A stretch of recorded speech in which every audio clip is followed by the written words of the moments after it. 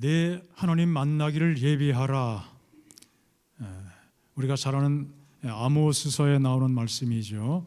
4장 11절로 13절 말씀 읽겠습니다. 내가 너희 중에 성읍 무너뜨리기를 하나님인 내가 소돔과 고모라를 무너뜨린 같이 하였으므로 너희가 불 붙는 가운데 빼낸 나무 조각같이 되었으나 너희가 내게로 돌아오지 아니하였느니라. 여호와의 말씀이니라. 이방인들의 침략을 통해서 이스라엘 백성들이 나라가 소돔과 고모라가 과거에 무너진 것처럼 그렇게 성읍들이 회파되고 나라가 어려움 가운데 처했는데 하나님께 돌아오지 않았다. 불구덩에서 꺼낸 나무처럼 그런 초라한 모습이 되었지만 그들이 회개하지 않았다. 그렇게 말씀하고 있습니다. 그러므로 이스라엘아, 내가 이와 같이 네게 행하리라. 내가 이것을 네게 행하리니 이스라엘아, 내 하나님 만나기를 준비하라, 예비하라. 뭐 그렇게 이전 번역 성경에 그렇게 되어 있었죠. 개역 성경에. 보라, 산들을 지으며 바람을 창조하며 자기 뜻을 사람에게 보이며 아침을 어둡게 하며 땅의 높은 데를 밟는 이는 그의 이름이 만군의 하나님 여호와 시니라. 전능하신 능력을 가지신 하나님께서 이 모든 일들을 행하실 터인데 하나님 만나기를 준비하고 하나님 만나서 회개하고 돌아와서 이런 일을 겪게 되지 않도록 하라. 그렇게 말씀을 하고 있습니다. 자, 우리 몇 주 전에 안식일 예배 시간에 말씀을 나눌 때 아모스 3장 7절의 말씀을 함께 나눈 적이 있었습니다. 하나님께서는 자기의 비밀을 그 종 선지자들에게 보이지 않고는 결코 행하심이 없으시리라. 자, 그 말씀에 포함된 전체 문맥을 통해서 그 속에 담긴 의미를 살펴보면은 비밀을 말씀하신다고 하신 것은 구체적으로 무엇을 의미한다고요? 심판의 계획, 하나님께서 당신의 백성들을 사랑하시기 때문에 멸망에 이르게 하지 않기 위해서 그들에게 여러 가지 경고의 말씀을 주고 있는 것이었습니다. 평범한 사람이었던 아모스에게 하나님의 비밀, 하나님께서 하시고자 하는 심판의 기별이죠. 그 계획을 말씀해 주셨습니다. 그것은 단지 너희들이 멸망하게 될 것이다 라는 사실을 단순하게 예고해 주는 차원의 것이 아니라 돌아와서 임박한 멸망을 피하라, 그 사실을 촉구하고 그렇게 하도록 하기 위해서 그 멸망의 임박함을 알려주신 것이었습니다. 회개하라, 그러면 살리라. 하나님의 그 사랑의 기반을 둔 기별이었습니다. 그리고 또 한 가지는 사람이 생각하는 방식으로 그런 방식으로 하나님께서는 사람을 사용하는 것이 아니라 아모스처럼 평범한 사람일지라도 뭐 특출한 사람이 아니라 뭐 대단한 사람은 아니지만 영적으로 깨어있고 준비된 사람들을 하나님께서 사용하신다는 사실을 이해하게 됩니다. 하나님께 쓰임받는 사람은 인간적인 재능이 많고 실력이 탁월한 사람이 아니라 하나님을 사랑하며 정의를 사랑하며 죄악에 물들지 않는 그런 사람들을 하나님께서 사용하신다고 말씀하고 있고, 그 사실을 우리 아모스를 통해서, 특별히 아모스가 쓰임받게 된 그 사실을 통해서 생각해 보게 됩니다. 우리가 잘 기억하는 교육의 말씀이 있죠. 인류의 가장 큰 결핍은 무슨 결핍이에요? 인물의 결핍. 참 이 말씀은 읽을 때마다 감동이 되지만 읽을 때마다 또 부담이 되기도 하는 말씀이에요. 정말 내가 이런 마음 가지고 사는가? 내 모습이 이런 모습인가? 뭐 다 그럴 수밖에 없죠. 정말 이 말씀에 진심으로 아멘 하면서도 이 표준에 미치지 못하는 자신의 모습에 대해서 돌아보게 되고 또 다시 한번 또 바라보게 하는 말씀이죠.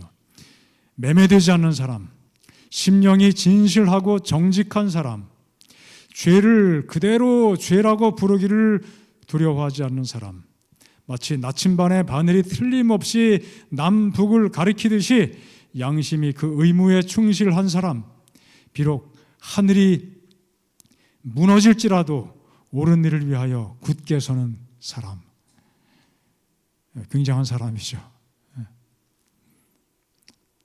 우리 모두가 이런 말씀을 사모하면서 하나님께서 필요할 때 적절하게 사용해 주시는 진실한 하나님의 자녀가 되고자 하는 간절한 소원 마음속에 간직하시기 바랍니다. 아모스 당시에 아모스는 바로 이와 같은 인물이었습니다. 또 그 당시에 보편적인 사회상의 모습은 너나 할 것 없이 사치에 관심을 가지고 악행을 일삼고 무엇보다 본을 끼쳐야 될 종교 지도자들은 안일하게 자기 안락을 위해서 모든 것을 추구하게 되고 또 모든 사람들의 신앙은 형식에 치우쳐 있는 모습을 띠게 되었습니다. 지난번에 읽은 말씀이기도 하지만 다시 한번 보겠습니다.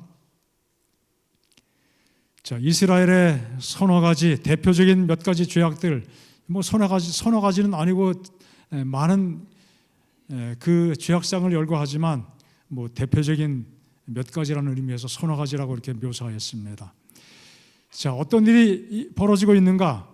은을 받고 의인을 팔리며 신 한 켤레를 받고 가난한 자를 팔리며 힘 없는 자의 머리를 티끌먼지 속에 발로 밟고 연약한 자의 길을 굽게 하며 아버지와 아들이 한 젊은 여인에게 다녀서 내 거룩한 이름을 더럽히며 모든 제단 옆에서 전당 잡은 옷 위에 누우며 그들의 신전에서 벌금으로 얻은 포도주를 마심이라. 참 끔찍한 모습이죠. 모든 시대에 이런 흉악한 모습들이, 죄악상들이 만연했겠지만 특별히 오늘날에 전 세계적으로 우리 한국 사회도 마찬가지죠. 끔찍한 일들이 정말 많이 벌어지고 있습니다. 너희가 힘 없는 자를 발로 밟고 그에게서 미래 부당한 세를 거두었은즉 너희가 비록 다듬은 돌로 집을 건축하였으나 거기 거주하지 못할 것이요 아름다운 포도원을 가꾸었으나 그 포도주를 마시지 못하리라. 너희의 허물이 많고 죄악이 무거움을 내가 아노라. 너희는 의인을 학대하며 뇌물을 받고 성문에서 가난한 자를 억울하게 하는 자로다. 그러므로 이런 때에 지혜자가 잠잠하노니 이는 악한 때임이니라. 참 아주 너무나 어두운 사회 모습입니다. 거의 가망성이 없어 보이는 모습이죠. 말씀에 기록된 것처럼 온갖 불의가 만연했습니다. 사람들이 타락의 길로 걸어갑니다. 돈이면 무엇이든 할 수 있고 해결되는 그러한 시대가 되었습니다. 법과 질서, 원칙, 하나님, 그 모든 것들은 무시당했습니다. 폭력과 잔인함이 극에 달했습니다. 사람을 귀히 여기는 인권은 눈을 씻고 찾아도 보이지 않게 되었습니다. 재판관에게 은을 갖다 주면은 의인이 죄인이 되어 버립니다. 또 죄인이 의인이 될 수도 있습니다. 가난한 사람 취급하지 않고 짐승 취급하는 그런 모양새를 보이게 됩니다. 기록된 것처럼 신발 한 켤레 값으로 사람을 노예로 팔아 넘겼다고 그랬어요. 얼마나 좋은 신발인지 모르겠지만 어쨌든 성경에 그렇게 기록하고 있습니다. 힘센 사람은 폭력으로 사람을 억압하고 힘 없는 사람을 멸시했습니다. 이 시대도 그렇지 않습니까? 역사 속에서 얼마나 많은 사회 국가들이 이런 모습으로 살아왔는지 문명화된 21세기 여전히 변함이 없이 동일한 모습을 띠게 됩니다.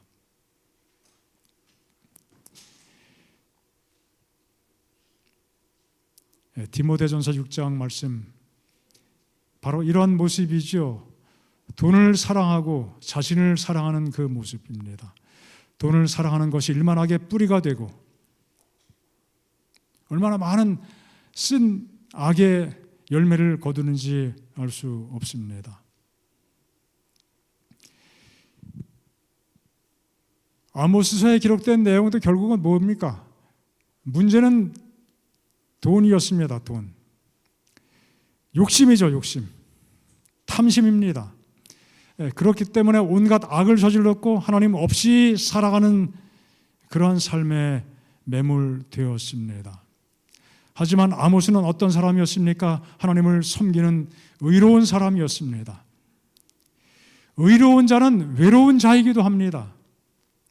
수많은 사람들이 타락의 길, 죄악의 길을 걸어갈 때 홀로 의의 길을 걸어가면 정말 외로운 삶을 살기 십상입니다. 하지만 믿음으로 그 길을 걸어갈 때 하나님께서 영광을 받으신 줄 믿습니다. 하나님께 쓰임받는 인생이 되는 것입니다. 바로 그러한 삶의 모습, 그러한 삶의 길이 우리가 걸어가야 할 삶의 길이 아니겠습니까? 악한 시대를 살아갈지라도 하나님께서 기뻐하시는 의로운 길을 걷기 위해서 정말 우리에게 필요한 영적 경험이 무엇인지를 오늘 본문의 말씀이 우리에게 교훈해 주고 있습니다. 하나님 만나기를 어떻게 하라고요? 예비하라. 하나님을 만나는 경험으로 살아가라고 하셨습니다. 아마 아모스서 말씀 가운데 가장 많이 기억되는 말씀이 뭐예요? 내 하나님 만나기를 예비하라. 하나님은 자기의 비밀을 그종 선지자들에게 다 말씀해 주신다. 아마 그 두 마디일 것 같아요. 그래서 그 두 마디에 의거해서 말씀을 좀 나누고 있습니다. 선지자는 앞서 언급한 온갖 죄악으로부터 돌아서서 회개할 것을 호소합니다. 하나님 만나기를 예비하라는 것입니다. 돌이키지 않게 될 때 반드시 고난과 멸망이 따르게 될 것이라고요. 주 여호와께서 자기의 거룩함을 가리켜 맹세하시되 때가 너희에게 임할지라 사람이 갈고리로 너희를 끌어가며 낚시로 너희의 남은 자들을 그리하리라. 여러분 낚시 해보신 적 있으시죠? 낚시 또 해보지 않았을지라도 낚시에 물고기 잡히는 거는 우리가 뭐 어떤 그 영상을 통해서 볼 수 있잖아요. 그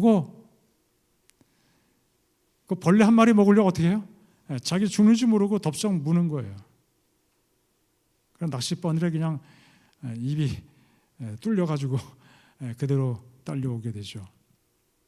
하나님께서 보실 때 하나님의 백성들이 계속해서 죄악의 삶을 살아가게 되면 반드시 마치 낚싯바늘에 물고기가 걸리듯이 고난에 처할 수밖에 없다는 사실을 바라보시면서 경고하고 있는 것입니다. 갈고리로 너희를 끌어가며 낚시로 너희의 남은 자들을 그리하리라. 이방인들에게 포로가 되어서 끌려가는 처참한 모습을 묘사하는 말씀입니다. 여기 이 아모스는 뭐 북방 이스라엘을 향한 기별이지만 뭐 남방 유다도 마찬가지죠. 마지막 바빌론의 포로가 되고 나라가 망할 때 그 왕의 아들이 왕이 보는 앞에서 죽임을 당하고 그 차마 보지 못하는 그 왕의 눈을 빼버리고 얼마나 참 불쌍합니까? 그리고 뭐 말 태워서 갔겠어요? 질질 끌고 간 것이죠. 참 끔찍한 경험들입니다. 이런 것을 하나님께서 이런 것으로부터 그들을 좀 안전하게 보호하시기 위해서 이렇게 호소의 말씀을 주고 있는 것입니다. 하지만 아이러니하게도 그들의 겉모습은 신앙적으로 매우 열성적인 모습을 띠고 있습니다. 너희는 베델에 가서 범죄하며 길갈에 가서 죄를 더하며, 베델은 다 우상숭배, 길갈도 이제 우상숭배의 장소들입니다. 아침마다 희생을, 3일마다 11조를, 여러분 3일마다 11조 드리는 분 계신가요? 저도 아직도 한 번도 이렇게 해본 적도 없고, 3일마다 수입이 들어오는 게 없으니까 그렇기도 하겠지만, 수입이 매일매일 생겨도 3일마다 11조 드릴 것 같지는 않습니다. 모아서 계산해서 드리지. 이 굉장히 열성이 많다는 것을 의미하죠. 누룩 넣은 것을 불살라 수은제를 드리고, 뭔가 열심히 해요. 하나님께 제사하는 건 열심입니다. 낙헌제를 소리내어 광포하려무나. 이스라엘 자손들아, 이것이 너희의 기뻐하는 바니라. 이는 주 여호와의 말씀이니라.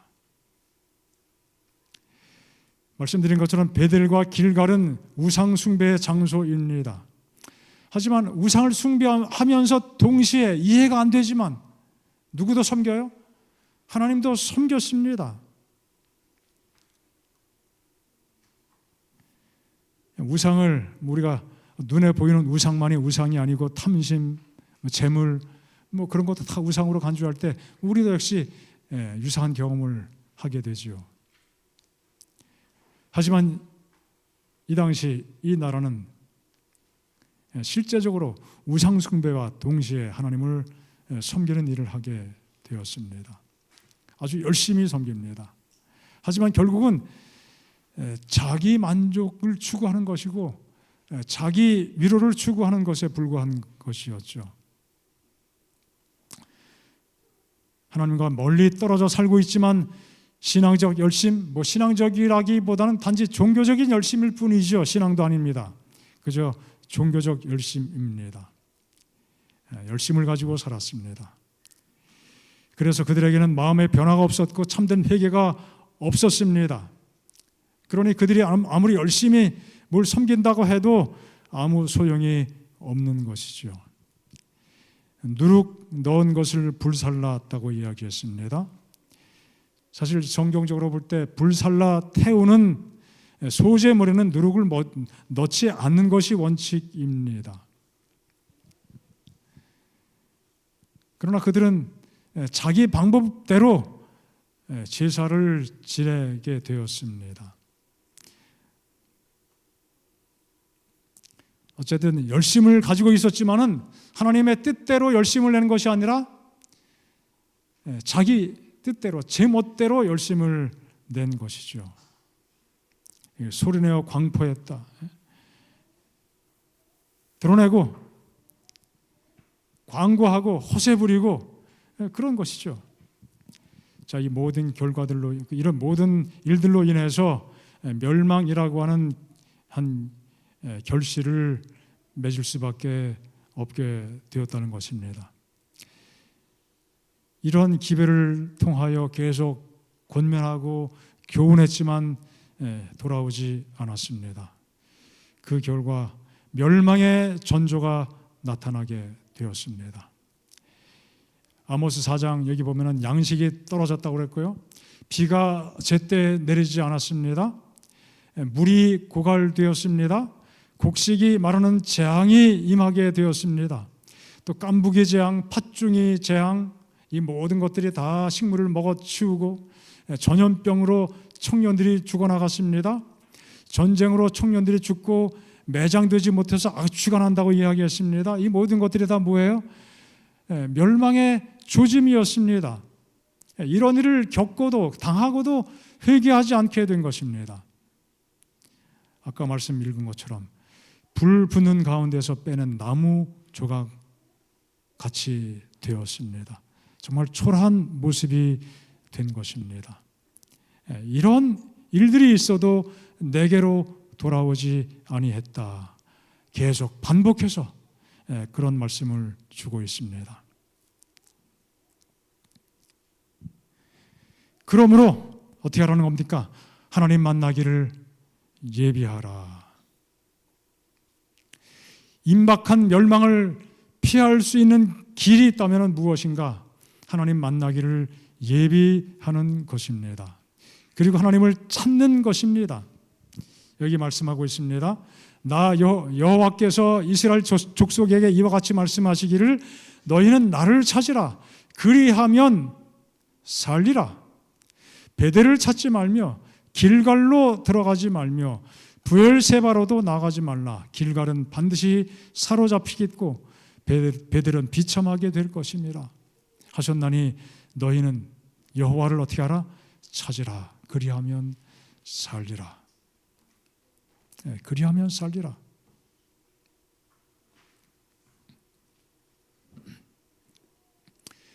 그리고 악을 버리고 선을 구하는 것이야말로 임박한 멸망을 피하는 길인 것을 말씀하고 있습니다.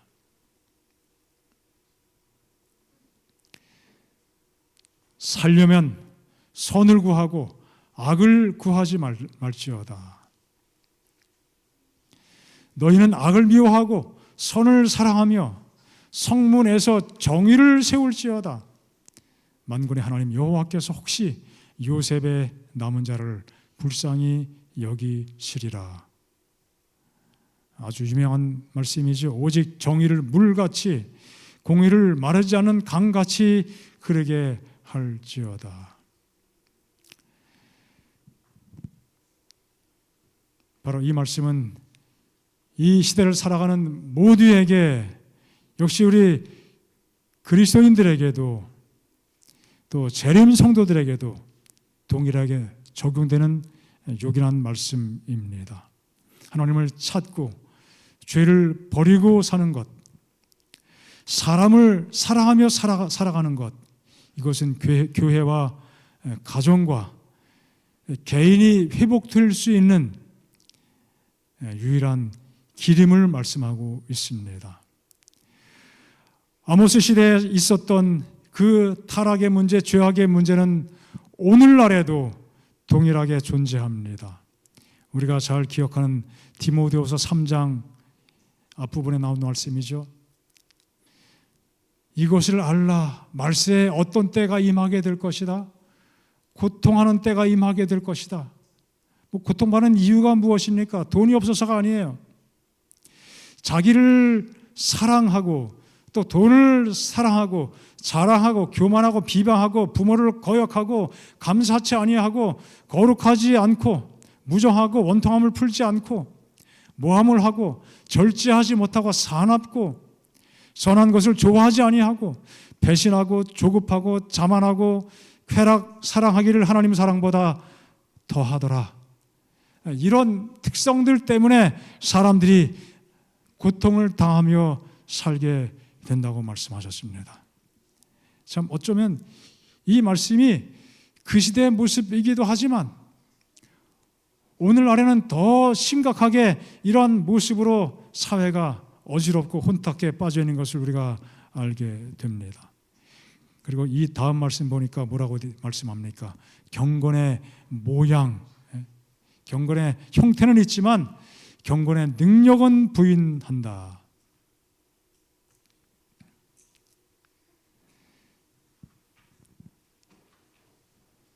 아모스를 통해서 주신 하나님의 호소가 우리에게 어떤 기별을 주고 있습니까? 하나님 만나기를 예비한다는 것은 무엇을 의미할까요? 첫 번째, 회개를 의미합니다. 계시록 2장 4, 5절 에베소 교회에 주신 기별입니다. 내가 그러나 너를 책망할 것이 있나니 너의 처음 사랑을 버렸느니라. 그러므로 어디서 떨어진 것을 생각하고 회개하여 처음 행위를 가지라. 만일 그리하지 아니하고 회개치 아니하면 내가 내게 임하여 내 촛대를 그 자리에서 옮기리라.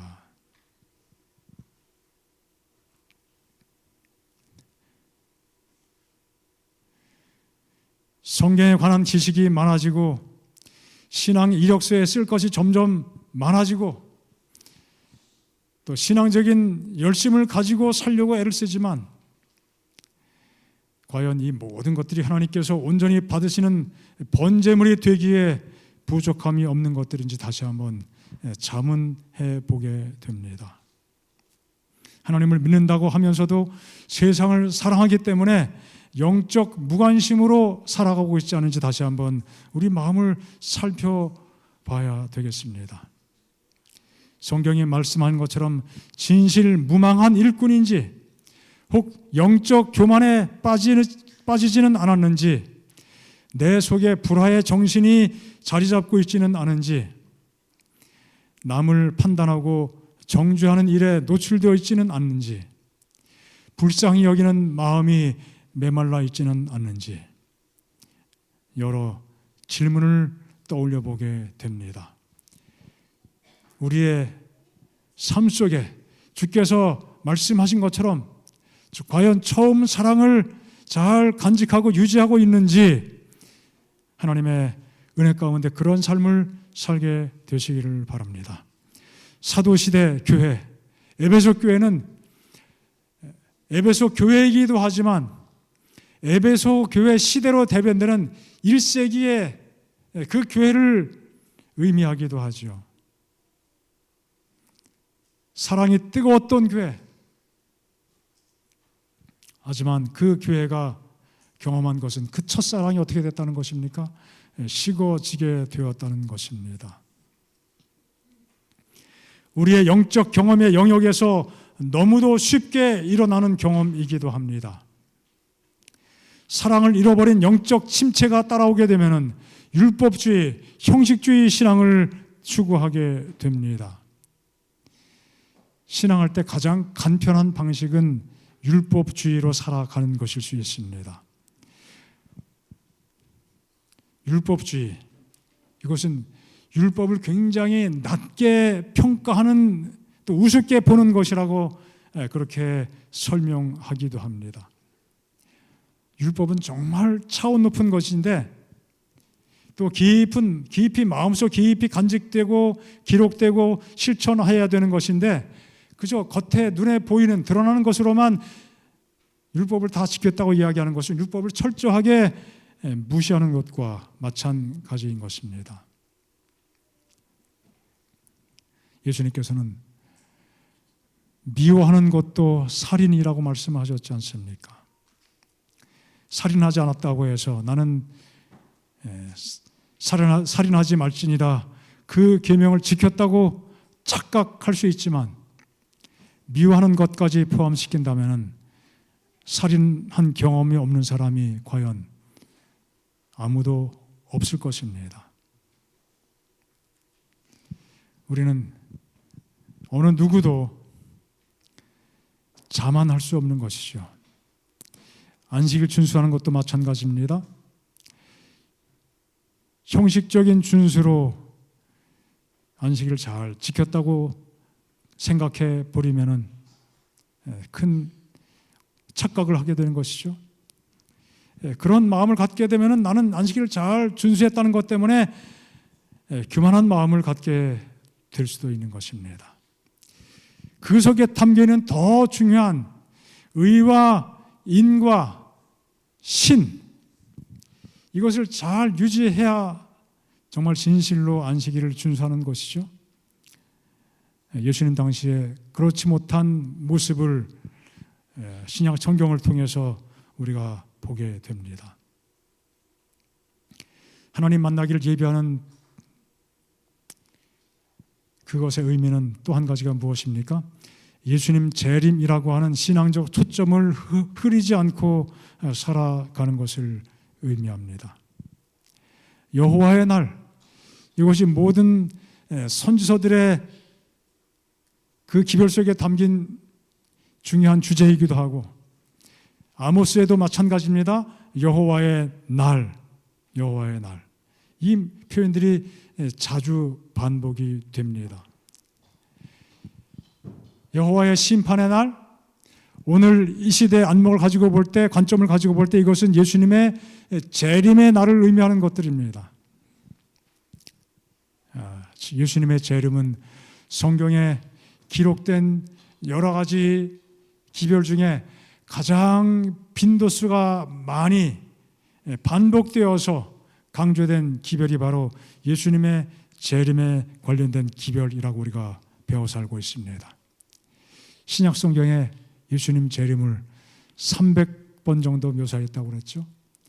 구약 성경에는 직간접적으로 특별히 여호와의 날, 예수님의 재림과 관련된 그런 묘사이거든요. 약 1000번 가까이 예수님의 재림을 언급하고 있습니다. 반드시 이루어질 하나님의 약속입니다. 우리의 복된 소망입니다. 우리의 삶의 당연한 초점이 되어야 됩니다. 세상이 아무리 흔들려도 어떤 위험이 닥칠지라도 그것으로 세상의 종말이 임하는 것이 아니라 예수님의 재림으로 세상이 마무리가 되는 것입니다. 세상이 아무리 살기 좋은 세상으로 발전될지라도 우리는 이 땅에서 영원히 살 수가 없는 것이죠. 살아서도 되지 않는 것이고요. 언젠가 끝이 임하게 되었습니다. 예수님의 재림이 임박했음을 우리가 여러 가지 시대의 징조를 통해서 믿음으로 또 이해하고 깨닫게 됩니다.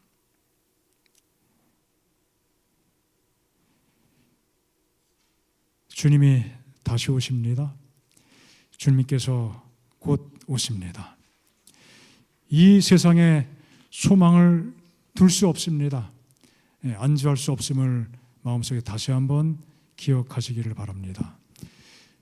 그리고 하나님 만나기를 예배한다는 것은 말씀의 감동을 받고 또 성령의 감동을 받아서 일상 속에서 우리의 심령을 새롭게 하는 경험으로 사는 것을 의미합니다.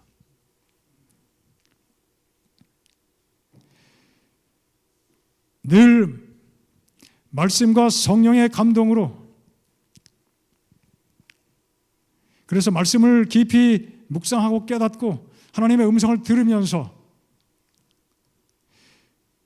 그 말씀이, 그 성령의 음성이 우리의 정신세계와 우리의 삶의 현장에서 실현되는 그 영적 경험이 우리에게 지속적으로 필요한 것입니다. 그것이 하나님을 만나는 경험입니다. 하나님을 우리가 어떻게 만납니까?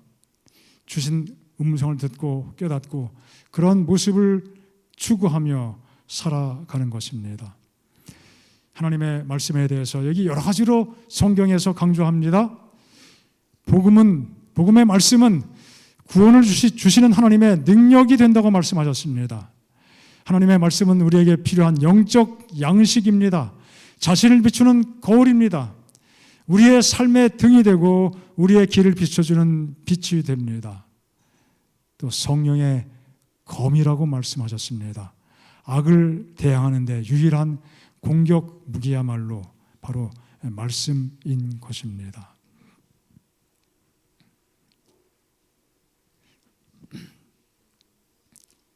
함께 이 말씀 읽어보겠습니다. 시작. 내 입에서 나가는 말도 이와 같이 헛되이 내게로 되돌아오지 아니하고 나의 기뻐하는 뜻을 이루며 내가 보낸 일에 형통함이니라. 하나님의 입에서 나가는 말씀이 어떻게 보면은 그냥 헛된 것처럼 보일지 모르지만 말씀하시기를 헛되이 내게로 되돌아오지 않겠다고 말씀하셨습니다. 하나님의 말씀이 다 응하게 된다, 이루어진다는 말씀입니다. 이 말씀을 가까이 하게 될 때 예수님께서 엠마오 마을로 가는 제자들과 함께 동행하시면서 말씀을 풀어주실 때 그들의 마음이 어떻게 했어요? 뜨거웠던 것처럼 이 유사한 경험, 또 동일한 경험, 같은 차원의 경험이 우리의 개인의 삶 속에서 계속 지속적으로 이루어져 가야 되는 것입니다. 말씀의 감동을 통해 마음을 새롭게 하고 성령 충만하여서 경건의 능력을 회복하고 복음의 능력 안에서 기뻐하고 또 사명자로 사명을 완수하며 살아가는 것, 그것이야말로 바로 오늘 우리의 삶 속에서 우리가 하나님을 만나는 경험 속에 살아가는 것입니다. 또 하나님 만나기를 예비하는 삶을 사는 것입니다. 인쇄술이 발달하기 전에 성경은 정말 값비싼 책이었습니다. 모든 책이 다 그렇지만요. 책이 얼마나 비쌌는가. 종교개혁 당시 성경 한 권 값은 집 한 채 값에 맞먹는다고 그랬어요. 정말 책이 엄청나게 귀한 시절입니다. 이제 인쇄술이 발달해서 그저 몇만 원이면 이제 우리가 성경책 다 소유할 수 있죠. 책이 좀 비싸서 더 귀하게 여겨졌는지 모르겠습니다. 책값이 너무 싸니까 싸게 사람들이 인식하는지 모르겠어요. 정말 말씀을 귀히 여기면서 살게 되시기 바랍니다. 하나님의 귀하신 은혜가 우리 모든 주의 백성들의 마음과 생애 속에 함께 하셔서 늘 하나님 만나는 경험 속에 또 그 하나님 만나는 준비를 하는 경험 속에 살게 되기를 간절히 바랍니다. 함께 기도하는 시간입니다. 우리 개인적으로 기도 제목을 보시면서 기도하시겠습니다.